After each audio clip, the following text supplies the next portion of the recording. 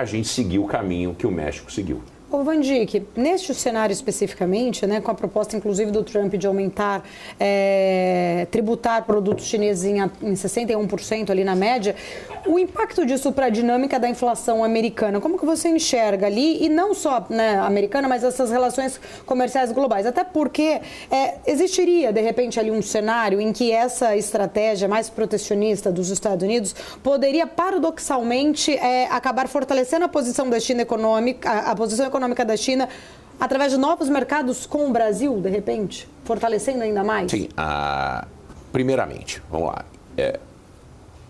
A China exporta para o mundo deflação. E isso é importante, a gente não pode deixar de entender isso. No entanto, o comércio internacional, em muitos casos, é um jogo de soma zero, porque o que você exportou, eu deixei de exportar. Tá certo? Então, existe uma questão quando a gente olha dessa maneira.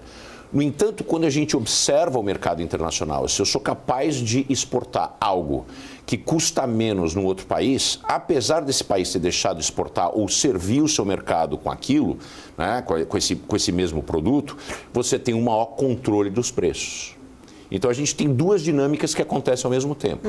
Aquilo que eu vendo de exportação, eu posso estar tirando de quem é doméstico, que compra e vende. Tá certo? Então, isso é um mercado de soma zero. Você não vai comprar 2 carros, pelo menos em tese, você está querendo comprar um carro, você não vai comprar 2, porque tem um chinês muito mais barato e um feito no Brasil. Então, existe uma soma zero. No entanto, quando a gente olha na dinâmica econômica aqui embaixo, existe uma soma positiva, porque você tem mais de coisas boas que as pessoas querem consumir a preços menores. Isso não somente consegue controlar os preços, mas também serve de maneira melhor à população. Se você pode comprar um carro que custa 25%, 30%, 40% a menos e ele tem, vamos dizer assim, os mesmos predicados do carro que você está buscando, você vai comprar um carro mais barato. Obviamente que aí entra a questão de marketing, de marca, aquela coisa toda, mas estou falando no mundo de economia dos ceteris paribus, né? Se são carros equivalentes, tem o mesmo tipo de tecnologia, você vai comprar. Então, existe a dinâmica política, de política industrial, que eu deixei de fazer a venda, isso é um jogo de soma zero. No entanto, existe um jogo de soma positivo, político e financeiro, que as pessoas estão mais abençoadas do ponto de vista de receber carros melhores, aços mais baratos, etc. Então, esse é um ponto importante. Voltando à questão geopolítica que você coloca, a relação com a China, ela tem se propagado no sul global. Uma vez que os Estados Unidos, né, através das imposições do próprio Biden, tá certo? Que não somente manteve a postura agressiva comercial com a China, mas também teve uma postura ainda mais belicosa no que trata de evitar de trocas, principalmente tecnológicas, com a China e países que fazem negócio com a China. Praticamente o mundo ficou dividido entre quem faz negócio com os Estados Unidos e quem faz negócio com a China. E o Brasil, titubeando de um lado com o outro, é capaz de não ficar com nenhum lado. Quando a gente não toma nenhum lado, né, a gente acaba ficando sozinho. A grande chance da China é exportar e se relacionar com o terceiro mundo. Daí veio, né, aquela ideia que nasceu em 2013, né, do Belts and Roads, né, do projeto de Belts and Roads. A China já investiu mais de $1 trilhão nisso e parece que foi a fundo perdido. No entanto, conseguiu bases no sul da Ásia, no chifre da África, no Djibouti, tem uma base militar que fica a menos de 100 quilômetros da base militar americana, uma base naval. É a única base naval fora da Ásia que a China tem.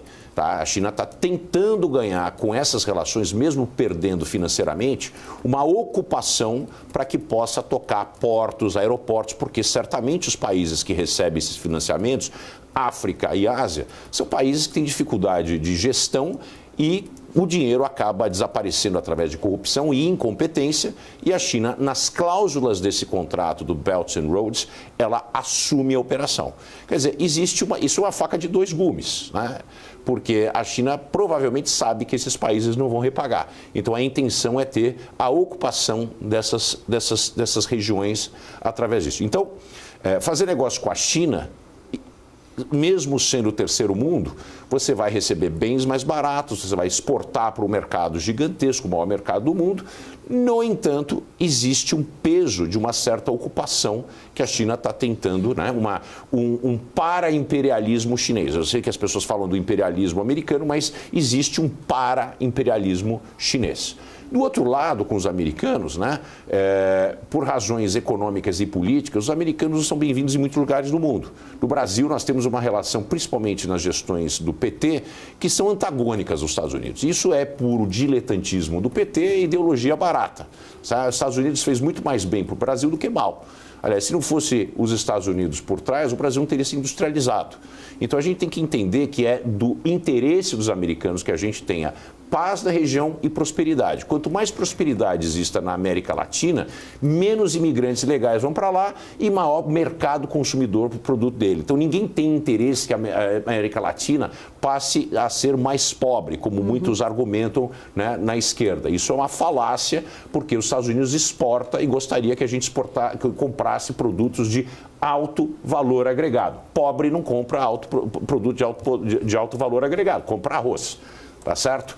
Então, com isso, a relação com a China, ela não é objetivamente uma coisa que os Estados Unidos está acirrando o relacionamento, a China vai ocupar. A China vem ocupando muito do mundo subdesenvolvido. Isso é inegável. No entanto, é o seguinte, o que esse mundo pode prover para a China, né? Porque o poder aquisitivo é muito baixo. Então, a relação com os Estados Unidos faz muito sentido, porque você tem, inclusive, um mercado de pessoas que tem muito mais poder aquisitivo do que o mercado chinês, que não tem consumo interno.